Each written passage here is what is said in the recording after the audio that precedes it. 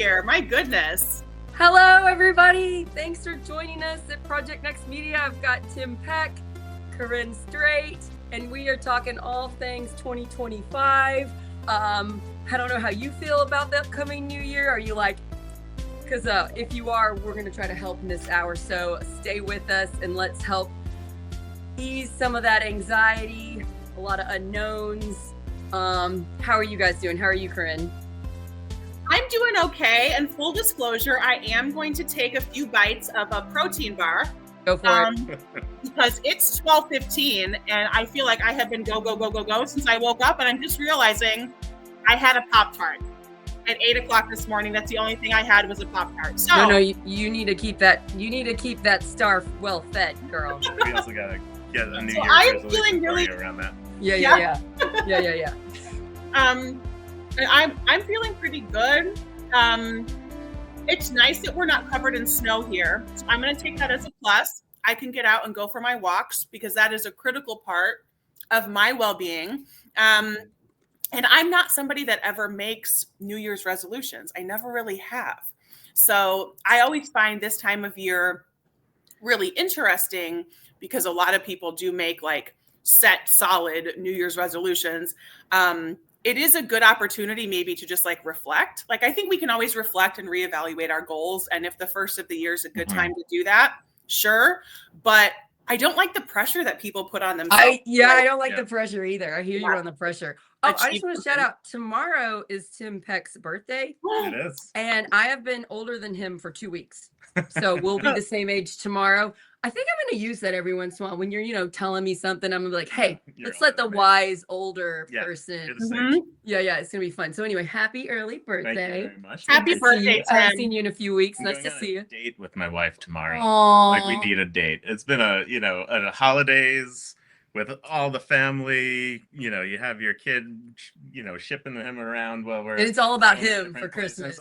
It's all about him. Yeah. It was absolutely awesome. Aww. But tomorrow night's a date night. Okay, well, I hope you have I'm best so time. happy. I'm so Love you, happy Missy. to get out together. Oh, Missy might come on the show some. Yeah. I'm excited about that. Yeah. So we're gonna have her on soon. So yeah, I agree with you guys. I am not a New Year's resolution person because I don't like to put pressure on myself. I feel like we do that enough in our culture. But I did want to just like address the issue of a new year because I think that stresses people out, especially this year. We've been, 2025, just the number is already stressful. We've associated a word called project in front of that, and that has created a lot of anxiety for people. And I think we can help. Our mission is to make your life better. You watch this show, hopefully you get done, you apply one or two things to your own life, and you are feeling better. And that is the whole point. So, I am also stressed about this year. I don't know if you all realize this or not, but we're starting a brand new media company. I've never done that before. So I try really hard to not get stressed about that, but instead to feel really blessed because I'm so thankful Tim wanted to do this with me. So I just, it's like, okay, how do I frame this so that it's fun and I'm thankful and it's okay when I mess up because he's going to be okay with it because he's a great person. So, like, how do I? Messing up's how you learn. Right. So that would be my first tip to everybody. Anything new you're trying, give yourself some grace. It's okay if you mess up. I'm with Corinne around. I don't usually use New Year's as like the day that I get started on a new thing. Right. I try to have kind of continuous improvement and check back in on it. And usually when I'm kind of falling off the wagon a little bit is when I go back to that. And I have a big, huge whiteboard, which you've seen before on when behind me. And I put, the key dates that are in my life. And I say, where do I want to be on those days? And then I fill in the in-between of what I have to do to get there. And so those key dates aren't January 1st, February 1st. They're the dates of, right before I'm going on vacation, I have a date that I know that your whole life looks at, or a day that you're starting a new job or whatever the day is. It allows me to chunk up the year into different pieces. And I'm just going to give ourselves some grace this year. All three of us have a little bit of a reason to be like, in 2025. I ran for state house, didn't win. Tim ran for Congress, didn't win. Corinne got fired because she's amazing on TikTok, and now she's blown up even more. We've all had some major changes, and I knew it was coming. I knew when I probably wasn't going to win state house because of the gerrymandering and all that. I knew that I was going to need a different goal to have. You know, like I was going to need some direction in my life. We've already discussed it. I cannot just be a happy stay-at-home mom. I can't do it. I need more, and I need to help people, or I'm not happy. And so Project Next for me is that thing. This is that thing that's going to help my mental health. So I'm so thankful for that. Want to hear what you guys are doing. What are you doing with your change? We're all having change this year, whether we want it or not. I'm having a lot of change in my personal life with a lot of things going on that I can't control. How do I deal with it? How do I handle it and be a mentally healthy, happy person when all this scary stuff is happening, you know? Yeah. I have something called my 40 during my 40s. So I'm 44 on January. Yeah, tomorrow. On January 3rd, I'll be 44. And so, and I had, you know, my 30 during my 30s. And these are like 40 goals that I put together before the decade started. And yeah, and that allows me to say, okay, where am I today? And what do I need to do to actually get these goals? Right. And they're chunked up into health goals, kind of travel, you know, life, kind of entertainment, fun, etc. And then, you know, personal and financial. And so I that's smart. do, you know, 5 or 6 of each of those. And so one of those is around, you know, my health. And I have this goal of living 5 years of my 40s in a not only a weight, but a place where I am like happy with my fitness for 5 consistent years. And I did it for a little bit in the beginning of the 40s, and then I fell off the wagon, and now I'm 44. So I have to figure out this year in a way to get there for the next 5 years.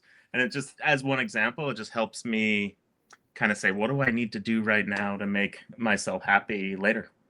Tim is so organized. That's a very organized approach. I'm really, I'm impressed by that. And it kind of makes me think, because I just turned 4, so I'm 41. And so I'm in my 40s now. So I kind of like that. I like picking like 40 things that I want to do in the next 9 years now. The one thing that I have become way more aware of over the last several years, and I think my previous job really helped me with this, was like just being super, super comfortable with what I don't know, and being super aware and not being afraid to admit it. Because I witnessed so much conflict in my professional life that I think it came from a place of embarrassment of not wanting to admit somebody didn't know something. Right. So instead of just saying, I actually don't know the answer, I'm going to look into this and get back to you, people would just make stuff up, or they would be offended, or they would pretend like, how dare you ask me that? And I'll share my little anecdote with y'all that has happened in the last couple of days. If y'all are familiar with the comedian D.L. Hughley, he shared my video on his Instagram. Wow. And I am a huge, huge fan of his. I have been, I think since I saw him on Jay Leno, probably back in the early 2000s. I'm a huge stand-up comedy fan in general. That's probably one of my favorite things to consume media-wise. And somebody like D.L. Hughley, like, not only is he incredibly bright and talented, but his politics are solid. And he did something during this last election that really made me say, like, all right, dude, thank you. He said some horrible crap about Kamala Harris, and he recognized it. He learned from it, and he came out publicly and apologized. He gave a speech where he endorsed her and apologized. And in his speech, he said, I believe your apology should be as loud as your accusation.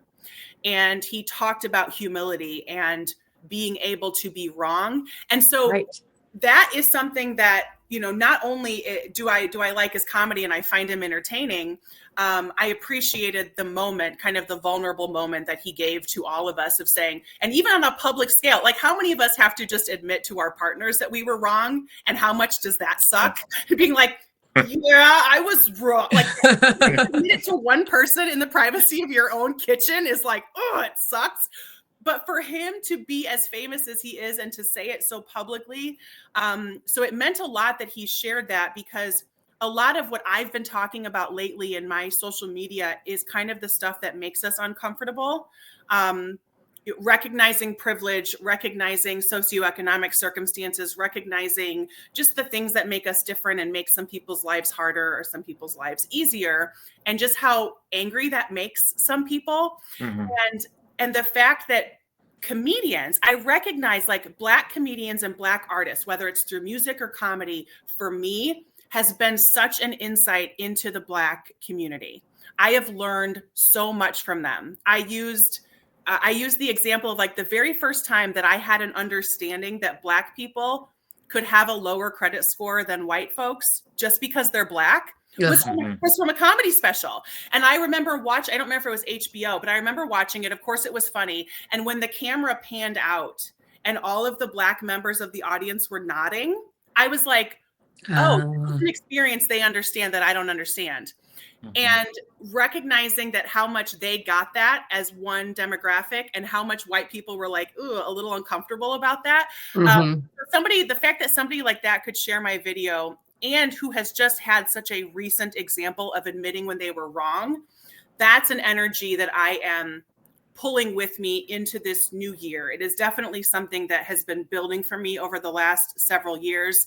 And I'm really excited to just keep learning and admitting the places where I'm wrong and the places where I have to grow to. I think when you have gone your whole life, like I was raised in a family that didn't openly admit mistakes. And I think part of that's because my family are musicians and they get paid for music. And it's so important that you're perfect at music. I was clung to it so hard that I didn't mess up. And I would lash out if somebody pointed something out, until I was like in my 30s when I really learned how to tackle that issue, how freeing it is once you realize you don't have to be perfect.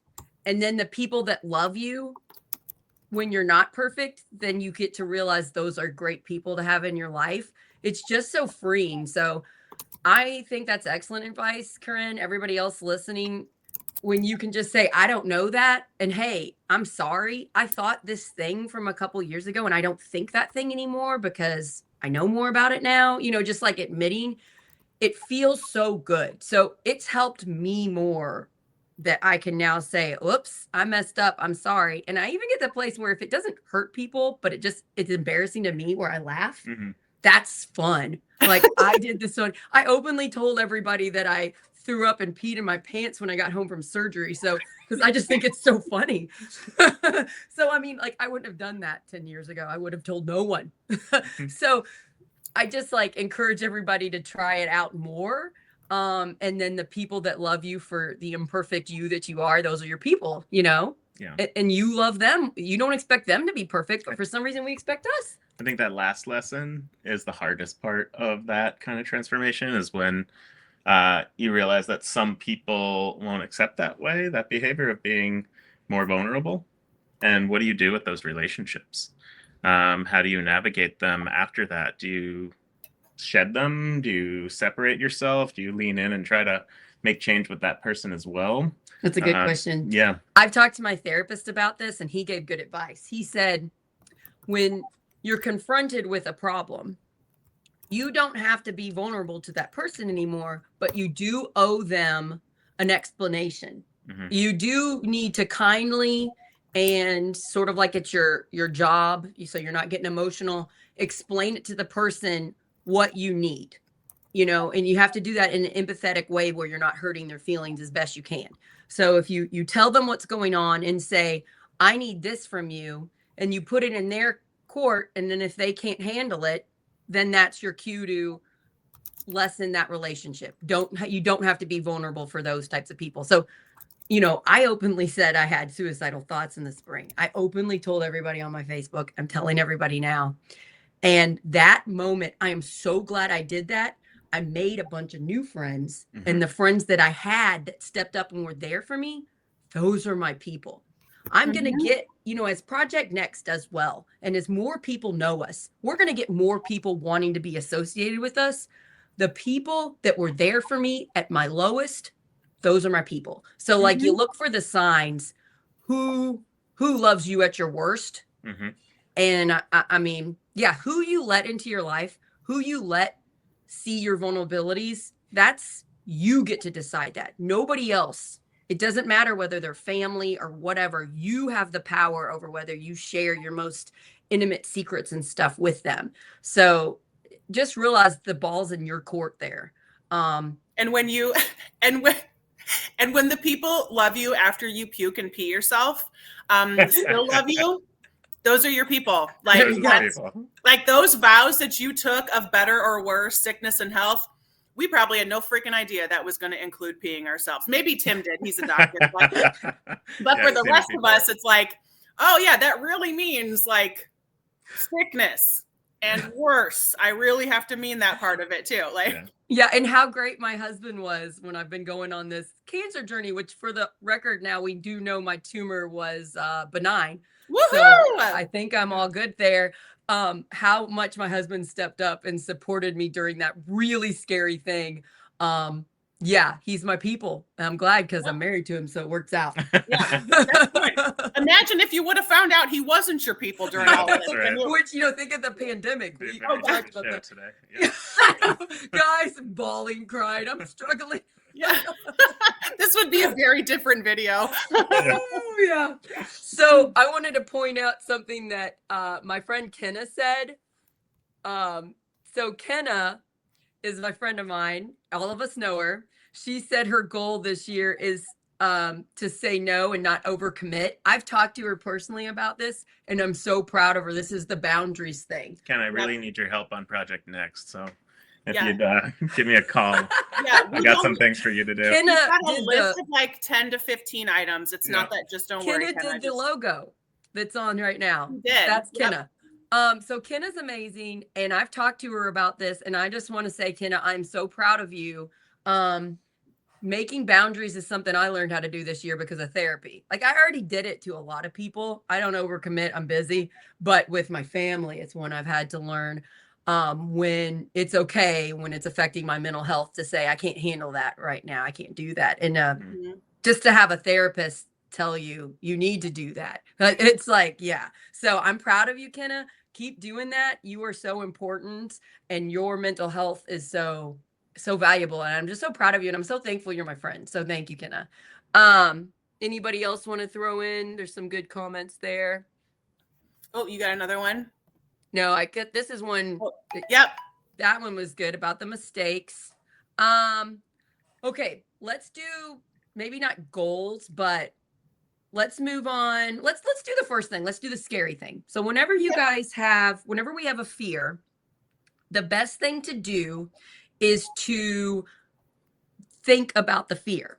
What our culture tells us to do is to put that fear in a closet, lock it up tight, and don't think about it ever. And then we start getting anxiety and depression. And so that's what our culture says to do. And if you ever talk about the fear, that's scary, don't do that. But in reality, the healthiest thing to do is to think about the fear, go there to that place, say that fear happens. What would you do next? And go ahead and plan it so that you don't have to have the anxiety, you know? So a lot of, like, if I'm feeling upset, I'm feeling anxious, because anxiety is my negative thought of choice. I don't know about you, but mine's anxiety.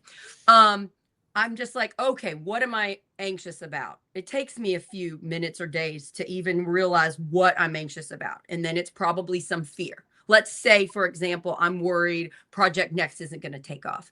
Once I get there, I realize, oh, well, I'll be okay. I'll be okay. You'll be okay.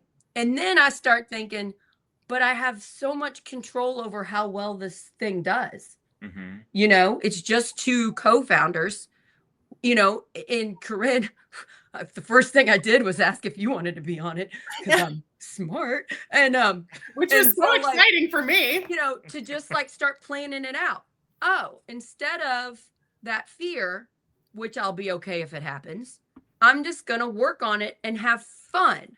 You know, so that's an easy one. But then Mhm. there's harder ones, like maybe we're not happy with our county government, our state government, our national government. Maybe we're nervous about things that are out of our control and them changing our life for the worse.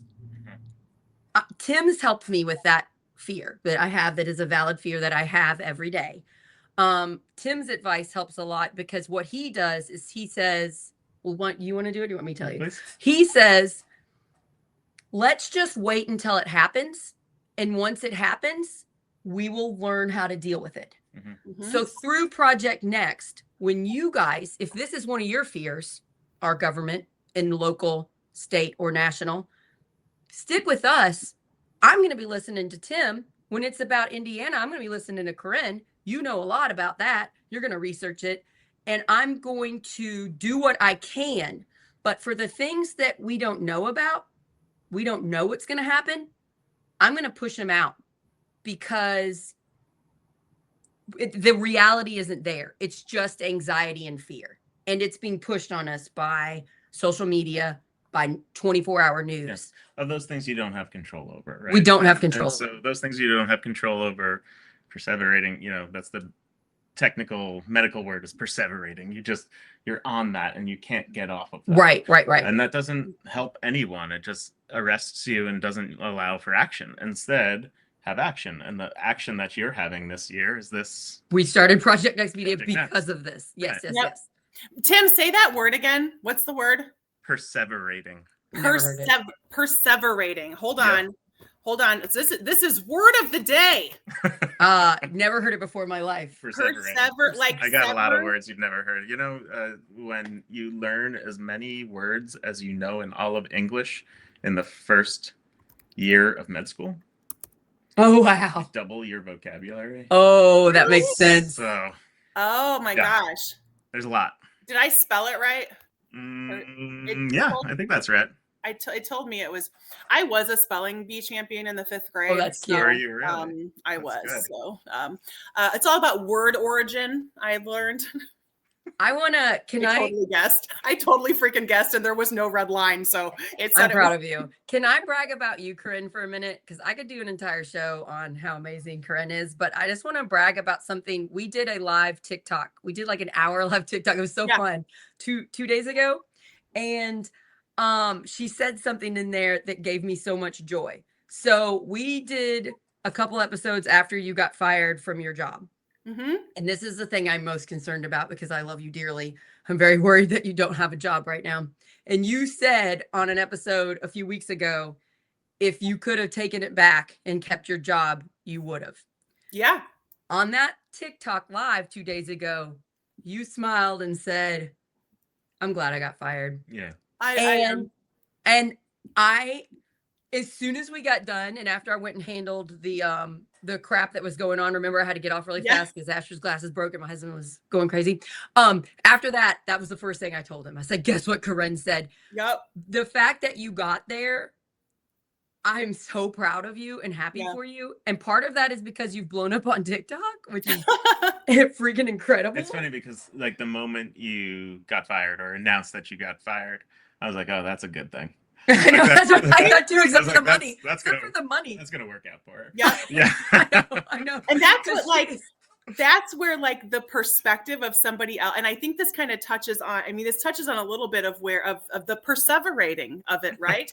I was definitely in a moment of perseverating at that time. I was paralyzed, right? I couldn't, emotionally paralyzed. I was freaking out about my finances, yada, yada. I couldn't see beyond that moment. So somebody else with perspective, like you're not in it, right? When you're not in the mud, you can kind of see the way that you get out of it.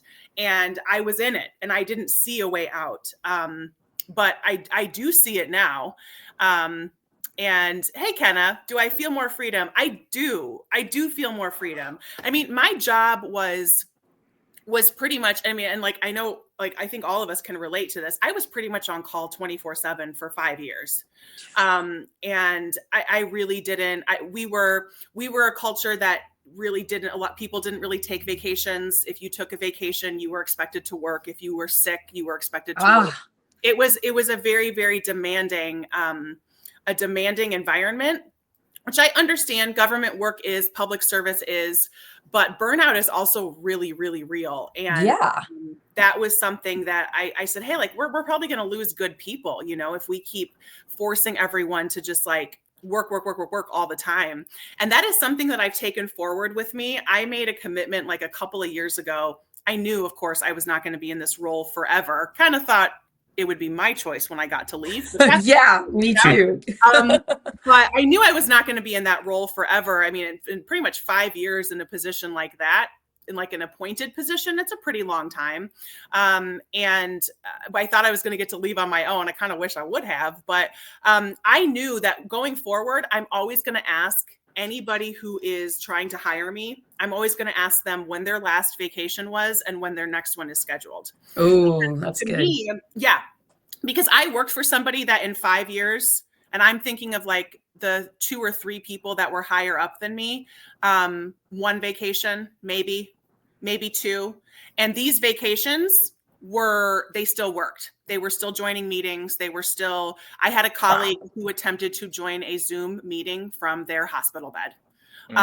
Like that was the environment that and of course we rejected them trying to join. We were like, decline. No, you're in a hospital. What are you doing? Like, but that's the kind of culture that it was. And that's our culture in America. We're expected to be like that. Yeah. And, you know, a lot of people have figured it out and work for better places, but that's sad that that's where you worked. And I'm glad you are not having to do that anymore, you know? Yeah, I am too. And it really does. I feel excitement.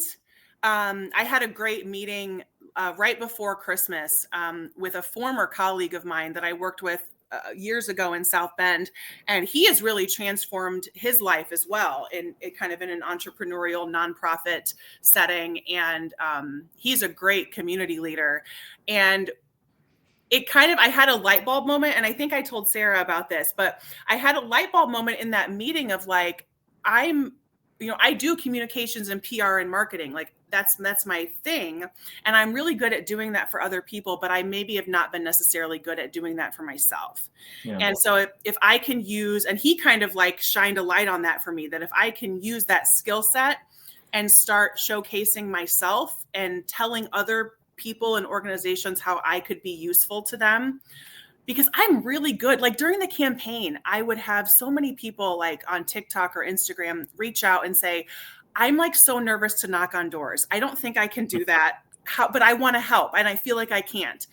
And I would like reassure people of like, we need all of your skills. Whatever your skill is, some people are unafraid door knockers. We need those people. Some people are terrified. We wish we had a lot more of them. Yeah.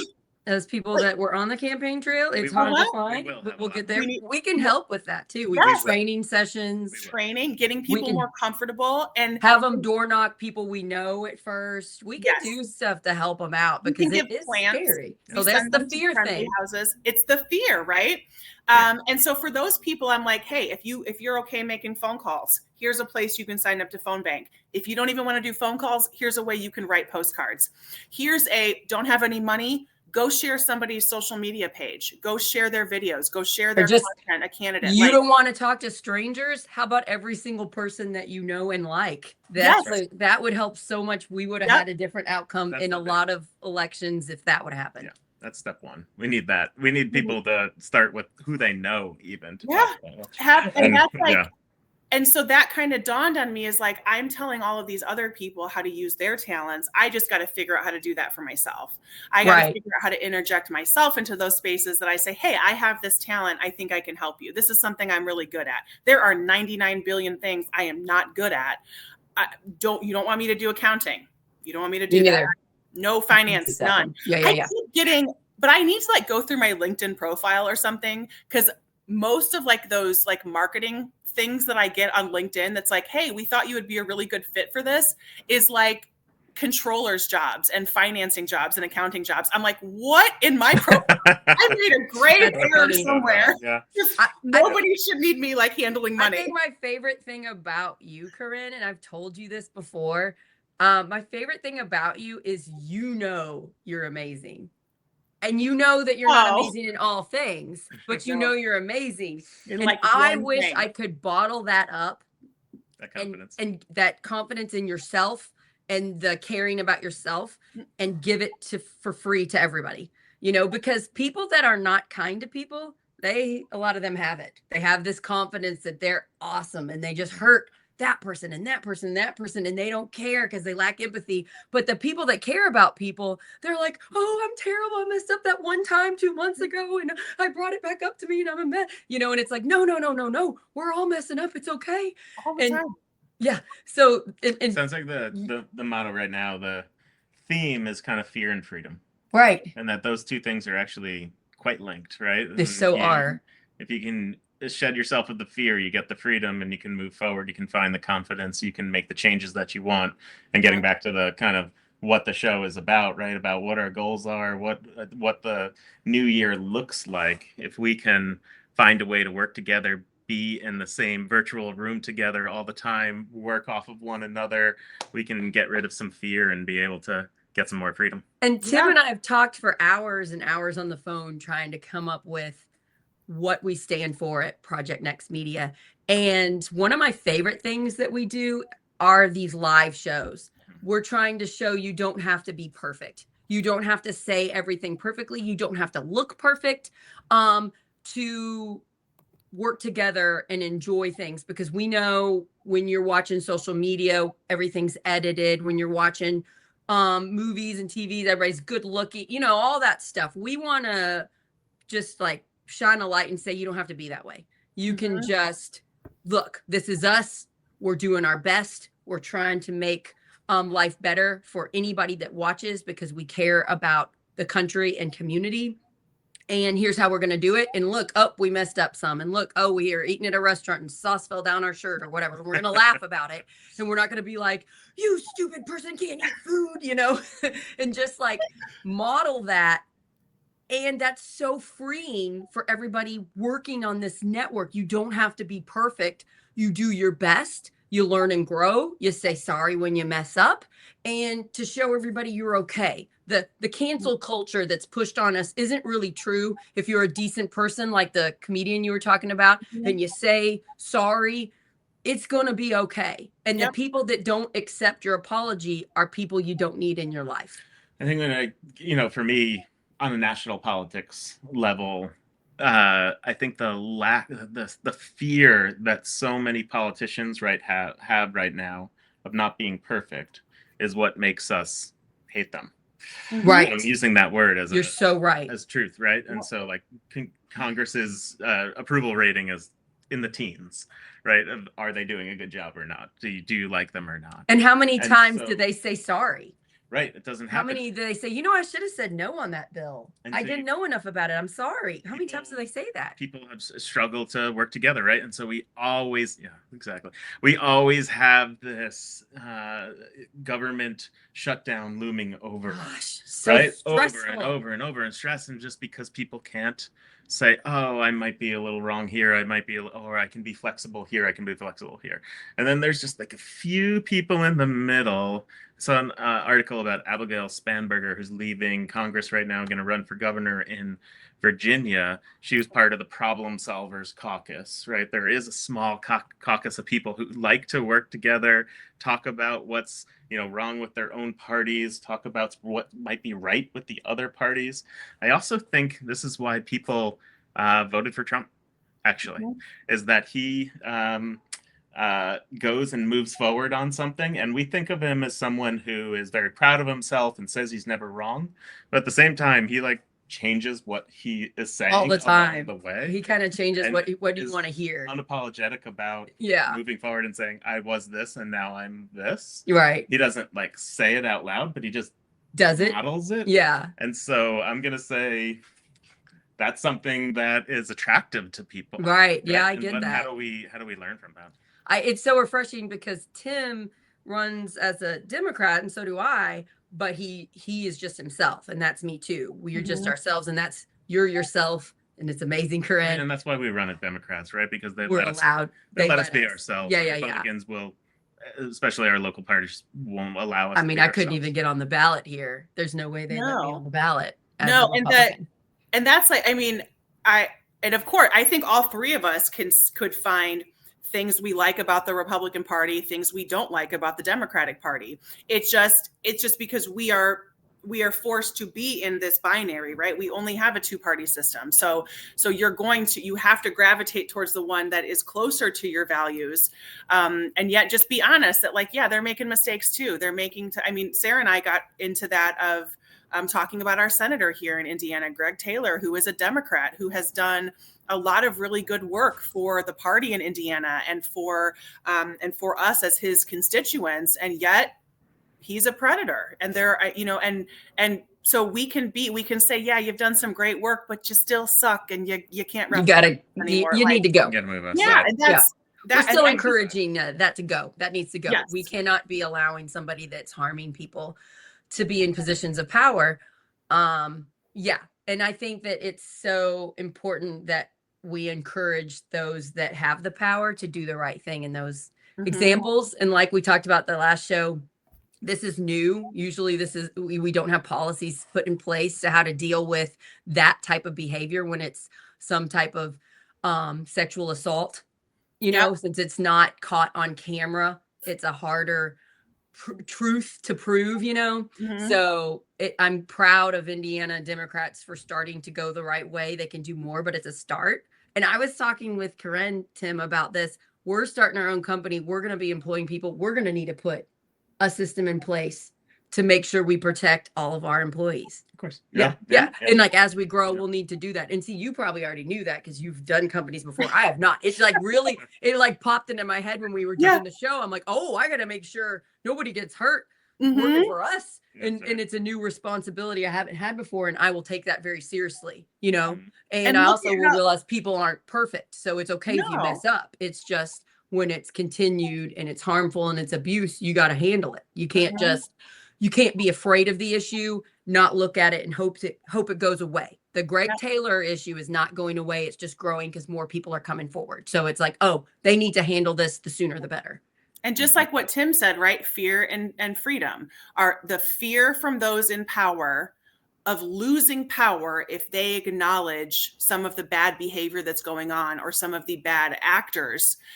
They don't seem to realize that they're perpetuating that bad behavior.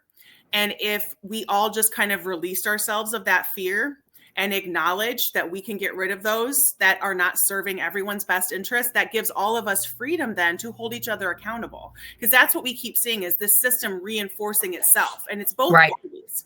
It's both parties. And they think if I let go of this thing that has worked for me or people that look like me for so long, if I let go of that, or if I allow anybody to question that system, I'm going to lose my power.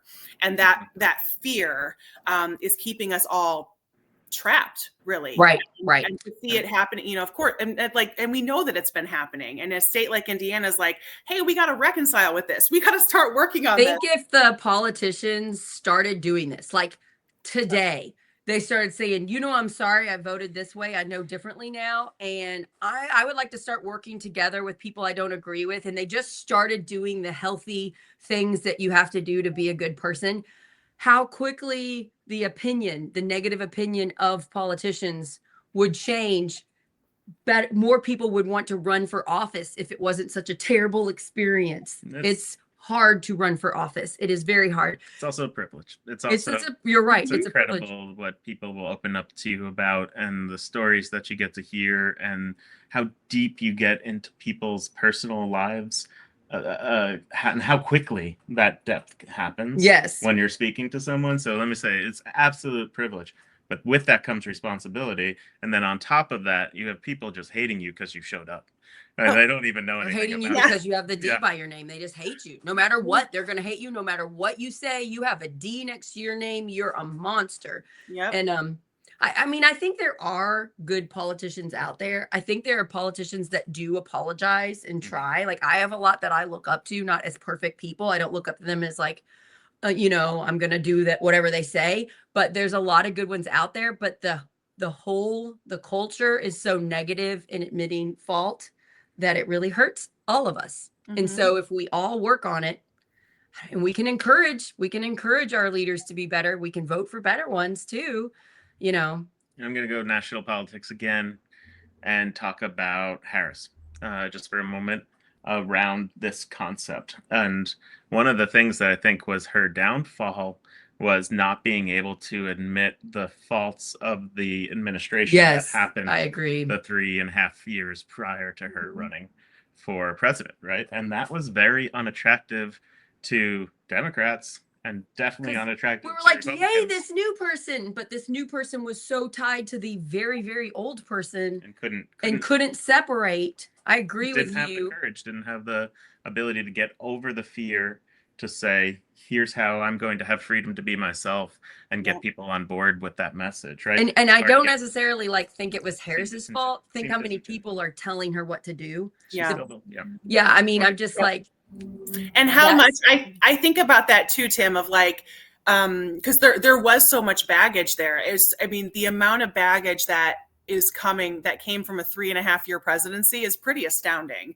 And of course, there wasn't, I think we can all say maybe if she would have had more time, the party would have gotten there, trying to win presidency in like 4 months when Donald Trump, if you remember the birth certificate thing, I had to go up and look it up when he was challenging Barack Obama's birth certificate. It was 2011. So this dude's been running for president for 15 years. Or 13 years or whatever. So to hear him for Harris to attempt to challenge that, because there was some, I think there were, good criticisms levied at her about some of the prosecutorial issues when she was the attorney general in California, and some of the heavy-handedness there. She did attempt to reconcile that a little bit. But that's why it was kind of so funny to hear, people, on the right are characterizing her as being weak on crime or something. And it's like, she was a prosecutor. Like, she's one of y'all. What are you talking about? But I think you're right. That inability to say, this is what we've done wrong. These are the things we didn't handle well. I think the immigration issue is one of those huge issues, even though there's a lot of nastiness and underlying nativism and white supremacy that comes with that conversation about immigration. But there were some things that were mishandled. There were some mistakes that were made and are continuing to be made, that the inability to just acknowledge it and say, like, look, there's an unprecedented surge of people who are fleeing their countries. Their countries are unstable. Their countries are dangerous. This is unprecedented. Let's acknowledge that it's unprecedented and stop blaming people and try to figure it out. Instead of them saying, no, we got it. We got it handled. You don't got it. And you didn't got it. And we saw you not got it. And that's why, it's one of the reasons you lost. Right. And they kept trying to tell us. They're so scared to just be open and honest. If we would just do that better, it would help everybody so much. Radical candor. We need it. Yes. Yep. We need it from people to model it, right? And it's becoming something where it's almost leading from down up, right? You have people who are trying to show themselves on social media and other places what it looks like to be vulnerable, what it looks like to say you're wrong, what it looks like to lead through bringing people together around conflict, around being in conflict and saying how could we still work together. And, how does that start to rise up into our politicians? Well, one way is we can just replace those politicians. That would be nice. With people who agree with that kind of way of thinking. So, but it's getting us nowhere. But it's I also have a lot of empathy for the people not admitting wrong. Because look at social media, look at 24-hour news. The second you look like you've done something wrong, they are on you. And people that are just staying at home, not doing anything, are getting on their phones and their computers, and they're just saying everything mean about you and just slamming it at you. They're on you anyway. I know. They're on you anyway. And so you have to be really mentally strong to be able to handle it. Corinne is someone who is a TikTok influencer, you get it, and you have to go to a mentally strong place to be able to handle it and not let it affect you and become a bitter person, because it makes you angry that they're attacking you, you know? Yeah. And so on the one hand, I have empathy for the people, but I wish that they would just realize being vulnerable and just letting people know you're doing your best, you're sorry you messed up or whatever, and you're just going to keep going for. If we could just all switch to that method, things would be better. But on the other hand, I also get why they're not doing it, and it's fear. Most things come down to fear, honestly. You're scared that people are going to say mean things about you. My most vulnerable thing was the suicide thing, putting that on Facebook. I had family very upset that I did that. They're like, you're going to get hurt because you put this vulnerable thing out. And I said, I don't care. I need help right now. I need love and support right now so that I can be a good mom to my children, because right now I can't. I'm a mess. I'm at my bottom. I'm broken. And I got that support. My family was caring for me, but I got these waves of new people that have been following me, that were distant friends or new friends reach out, and they gave me this advice and this wisdom that got me back much quicker. So once you are vulnerable, there are so many more benefits than the negative things, but people are so scared of the negative things. And I'm sure I was judged. I'm sure people saw those posts on Facebook and are like, man, what's wrong with Sarah? Man, I can't believe she's saying this. Something's wrong with her. I'm staying away from her. She's scary. And that's fine, because I don't want to talk to those people, you know, and it's not like I have mean thoughts about them. I don't know who they are. For me, it was a win-win, because then they don't call me. Yeah. And you figured out who the crappy people are. I still remember of just like, I think it was during, I don't remember how long ago it was, but a fun line from the John Oliver show. If anybody's ever watched his show on HBO, Last Week Tonight or whatever, John Oliver, and he's like, no, we need people to keep like whatever nasty like political symbol, if you know, some hateful symbol that they're displaying in their front yard. He's like, no, let them keep it, because then we know where the crappy people are. Like then we know. My friend Erica says that all the time. Like, yeah, so true.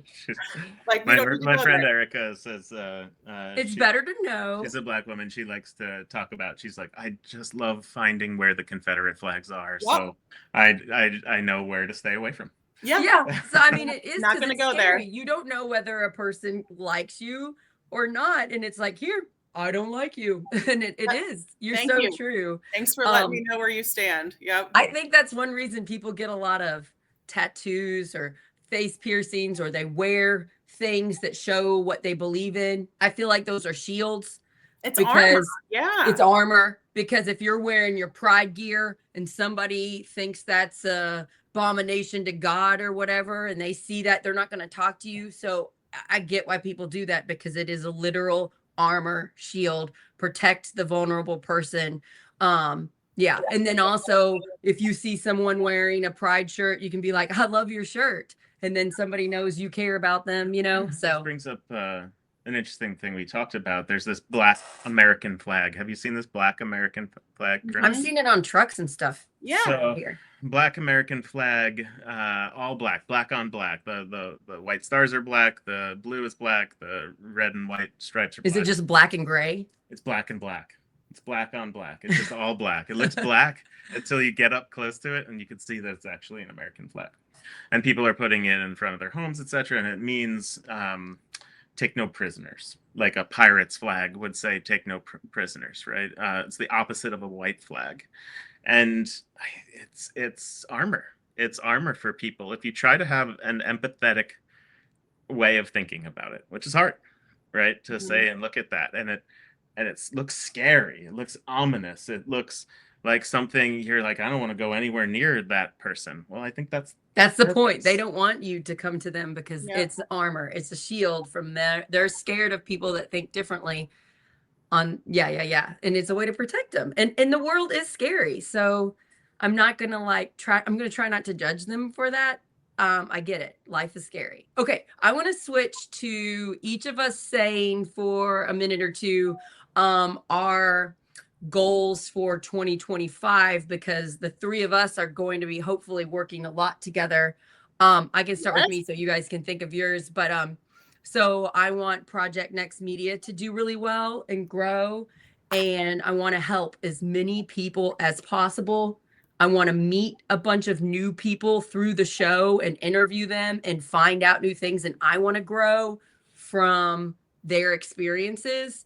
And I want to mess up live on camera and laugh about it and I want to have fun with this. I want to have fun with you, and Tim, and anybody else that goes on board with us. I want to have fun, and I want to be a good boss, which I've never been before, which is pretty exciting. Well, I'm a boss at home, definitely, but out in a job Bring sense. some of that. Yeah. What about you, Tim? Well, my fears do not lie in professional pursuits. Like, this doesn't scare me at all. Yeah. To That's great. To make this, like, I know how to make organizations, movements, companies. Like, it just feels comfortable. It's part of like being an emergency doctor, where you just go into the action and figure it out when you're there, and like trust yourself. So that's not the problem. My problem has always been making sure that I'm healthy, so that I can keep doing those things. I've seen that. And take care of my family Mhm. at the same time, right? And that I will stretch myself as thin as possible. I've so seen that on the campaign and trail. I will faint. I will go to the point of fainting if it takes it, right? And that doesn't help anybody in the long term. Right. And so, for Project Next, putting in, 1 year, 2 year, 3 or 5 year timelines, thinking about the campaign and what it looks like in 2026. Again, this 40 during 40s and how it looks like over a stretched period of time is allowing me to think about, what do I need to do for my health today so that my health is better tomorrow. Mhm. That's a good one. That's good. I like that for you, because that would be probably, since I've been around you a lot in the last, 6 months or whatever, that would be the one thing I would be worried about. Tell me more about that, actually, Yes, because I would need to be see it from I other would people. literally, sometimes I'd be like, I'm going to pack an extra granola bar in case Tim needs it. And he always needed it. And I was like, Gatorade. And finally you're like, what's helping me? Gatorade. I'm like, good. Okay, I'm glad you're finding this now, and so as your friend, as someone who cares about you, I so agree with that, because I'm going to keep putting an extra granola bar in my backpack just in case. Thank you. Yeah, because I'm real big on making sure I'm healthy. I'm like, if I'm hungry, I can't focus, Mhm. But yeah. That's why I had to eat at the beginning of this, which I know is a huge faux pas. We've gone before, Corinne, where we're Yeah. starving. We're like, why didn't we eat before this? Yeah. I'll say one thing that no one knew, which I think I may have told you, but when we had the rally in the Clark County 4-H Fair, which was huge, and it was a big event that we planned for months and months and months. We had one staff person volunteer focusing on that every day for like 3 weeks to make this thing happen, and it was a success. There were hundreds of people there. We had great, a Are you rally. talking about the rally? Yeah, the rally. That was my biggest event too, because I got to get up and do a speech. That was fun. It was so fun. It was great. We did it in like the salt of the earth type place, right? We were up on like a wagon with straw bales. Like, we like really did it and did what we were trying to represent and be who we actually are. It was amazing. I had surgery the next day and I didn't eat that entire Oh day. my I god! couldn't eat after 12 o'clock. And I didn't tell anybody. You didn't tell me. And I never would have guessed it. my stomach was killing me. Oh, I it was hurts my heart. Anemic and tired. Oh, And everything, and no one had any clue, and I just went, I can't not do it, right? Yeah. And then we were there till like 2 a.m. cleaning up, oh and then my I was gosh! in the hospital at 6 a.m. the next day, and like, that's the kind of stuff I can't do. I need help. No, No, I need help that's from the both ki- of you, but I'm for gonna everybody. get Missy. I want to get Missy's cell number, and then the two of us, when he's with me, we can just like make sure, because I don't want that causes me pain Yeah. to like hear that. Okay, Corinne, what are yours, girl? Well, I just want to I want to bump on the stuff that you just said, Tim, because I think it goes back to to me talking about I wasn't good at marketing myself, or, you know, I'm good at telling all of these other people how to do things and not. So it's the freaking doctor who would tell all of us how to take care of ourselves. So and true. you need to eat. And how much Yes. water did you have today? Like, it's the doctor, like it's the person that you want on your team telling you what to do, who is like, I haven't had a glass of water in 7 hours. Like, it's like, so that's just so funny because we're so good. Like, we understand You'll do anything for somebody else, but are you doing it for yourself? Yep. That's and you. we understand how much other people need what we're good at. We know, we trust ourselves and where our strengths are. We just apply it to other people sometimes, and maybe not ourselves. I mean, me too. I'm pushing back. Do boundaries. And I mean, yeah. Actually, and I'm not the one that gets hurt from it necessarily. The health being a problem, it's the people then who have to support you, right? And your family and my wife, and, you know, time away from. but my also child, you and- deserve to have Yeah. good health for you. Absolutely. I know that you're justifying it that way. Like, it hurts your family if you don't take care of yourself. I do that too. But you deserve to be healthy, Yep. even if you weren't Yeah. trying to save the world, which you are, you know? so you I deserve that relate. for you. Like, We'll because save the world in the progress. Yeah. Yeah, we'll do it. It's fine. We might have to do Yeah. it from our bed sometimes. Maybe I just have to like texting people to like, hey, can you go? This is burning. Can you go take? I care mean, of I'm doing it this too. bed? I'm exhausted, but I'm like, wait a minute. I have Wait, information hold that I can on. help this random person. Yeah. Let me type it to them. Send. Okay, now I can fall asleep. You know, I'm doing it too. That's so funny. I know. So I am anybody who has known me for any period of time. I am such a rule follower. There you go. There's some water. Got my water. I am such a rule follower when it comes to sleep. And that is one place that I have always been very, very disciplined my whole life on sleep. I will get 9 hours, 8 or 9 hours every single night. And if I don't, I know it. I can tell. If I get 7, I can tell that I've only had 7 hours of sleep. And so that's one area that it's on. Like, I walk the walk on that one because I am so like deliberate and regimented on sleep. So that for me, like my sleep area, kind of my health area, I'm pretty regimented on exercise and food and all of that stuff. I think for 2025, I want to do a better job of just kind of maybe facing the fear is maybe a good way of putting it, but not doubting myself and not needing to be like delusional about it. Like, I don't need to be some kind of like super happy, like cheerleader for myself every day.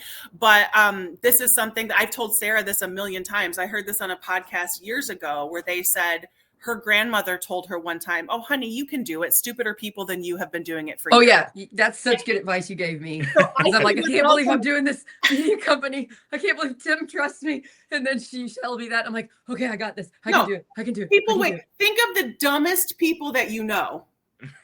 Like, some of the dumbest people that you know, they graduated from high school. They probably got a college degree. They have a job that you don't understand what they do. They make more You're like- money.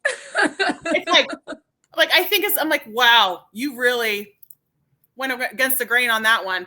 But that's I think I have to have a little more of that, of just that persistence, instead of it being like waves of optimism and waves of excitement. Because being I'm also very open about mental illness and mental health struggles and battle depression and anxiety. And I am 100% an ADHD person. I don't like any of the traditional medicine approaches to that. That's not judging anybody who does. It's just never worked for me. It's more just as I've gotten older, I just put more stuff in my toolkit and recognize how much I need a schedule, how much I need exercise, how much I need a good amount of vegetables, like in a day. Like, just those are the things that I need to do. And when I lost my job, I wrote out, and I have it in the notes app in my phone, I have a daily schedule. I allot things that I'm going to do each day. And it's a little more flexible this week and last week with being on holiday. But that's smart because you just had a giant life change. Yeah. Huge. One of the biggest things that can happen to you happened to you. And like the rates that we see of depression skyrocket when somebody retires, because you think you're gaining all of this freedom. You think I've been working for 50 years or 60 years. I've been working my whole life to get to this point. This is going to be amazing. And it's amazing for a couple of weeks or maybe a couple of months. Then your closets are all organized and you're like you've donated all the stuff in your house you could possibly donate to Goodwill. You have nothing. Right. And then you just you plummet because you've got nothing else. We need a schedule. People talk all the time about, well, kids need to be scheduled. No, we all do. We all need. Yeah. We all need a schedule. You need something to plan for and look forward to. So I am going to stay committed to following that schedule, especially on days when I don't feel like it. And if you're depressed, just imagine you have cancer. It really helps. Yeah. I had that happen this year where you're like, oh, this thing doesn't matter. Oh, that thing doesn't matter. That doesn't matter. It really doesn't matter. It gives you laser focused perspective on this one actually matters. Perspective, right? Seriously, guys, pretend you have cancer or pretend this is your last day for like 5 minutes. Let your head go there. And then you'll be like, oh, that comment on TikTok doesn't matter. Doesn't matter. My kid's fit. They missed the bus. It's okay. Like everything just. I want to do a quick shout out to Shelly and Pam. They're sisters. Shelly lives in Hawaii and Pam lives 7 minutes away from me because I'm so lucky. Pam has Senior Paws Rescue where she rescues the dogs 10 and older. I'm going to do it live with her soon. I cannot wait. Dogs are going to jump on us while I interview Pam about her life. I'd like to be the one holding the camera for that. You can come if you want. It's only 7 minutes from my house. I go over to her house for my mental health. When she says, what can I do? I was like, I think I need to come over. Oh my gosh. So anyway, just shout out to those two. Shout out to everybody that came. Thank you that joined us. I hope you will have the most wonderful year. Tim and I are going to do a show on Tuesday about Dr. Tim. His second Dr. Tim episode. And it's going to be about the real things you need to do for fitness. It's interesting that first Dr. Tim episode, we just kind of threw together. It's the idea. We're just talking about even what it is, feeling it out. It's done quite well. People seem to want it. It made me feel so much better. When you explained healthcare, that we could actually fix it by doing these simple things, because I thought fixing it would be really confusing. I felt better. I was like, everybody needs to hear this because we're all nervous about healthcare and the bills and the money, and we're all worried about it. So check out his first show. It's on YouTube and Facebook. It's great. And we'll be doing his second Dr. Tim show on Tuesday, where we're going to do the truth from a real doctor. And then like what actually works. And I can say I'm a fairly physically fit. I'm say I'm a qualified person to talk about it because I work on it and I'm pretty happy with myself. I'm going to outline my health goals that we just talked about for this year and be vulnerable and open about it throughout the year and have people watch it. I'm proud of you. And tell people about it. It'll be the ultimate being held accountable, right? I was just going to say, say, that is a good one. And then we want to hear your all's fitness goals. I think a lot of times we're too hard on ourselves. I see that in myself sometimes and in the people I love. I'm like, you're beautiful. You're too hard on yourself. You think you need to be perfect and you don't.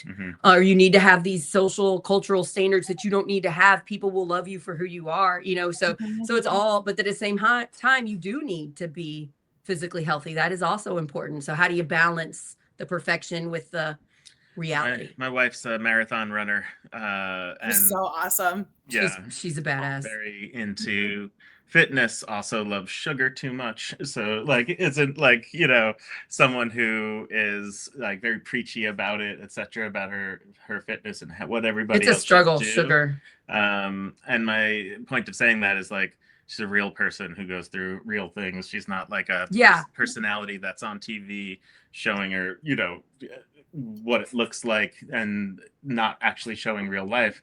And she's going to come on the show and talk a bit about what it is to be someone who can stay fit, who's also a mother, who's also has a full-time job, who also has a husband running for Who's gone- Congress, yeah. and doing 9 said- million other things. Yeah. Yeah. and talk about all the ways that she fails too. So that's exciting. And then Corinne's going to have her Plots and Politics show whenever she's ready and wants to do another one. Yeah. I'm going to have music for that next time. I can't as long as you wait. like it, which it's amazing. You're going to love it. Chris made another song. It's good. You told me, yeah. He told you. That's so cute that he told you that. That's adorable. Guys, love you all. Have a fantastic rest of your holiday. Maybe your holiday's over. Maybe it's going to be over soon.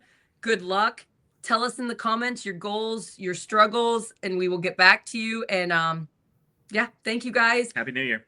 Yes. Happy New Year, everybody. New Year. Thank you for being here. This was so fun. Yes. All right. Okay. See y'all. Bye. Forgot to get